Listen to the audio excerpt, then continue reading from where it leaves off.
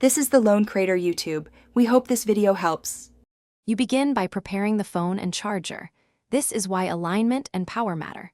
First, confirm the phone supports 15W Qi charging and update system software.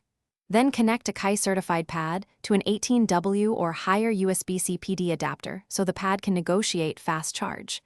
Remove magnetic or metal cases because they block coils and cause heat.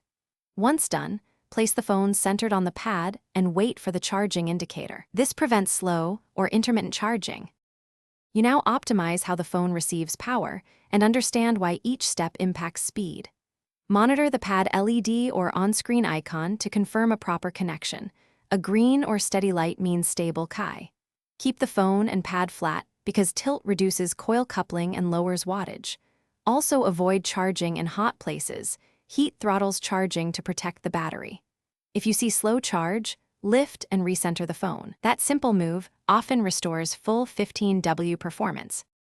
You finish by setting good habits and know how to resolve common faults.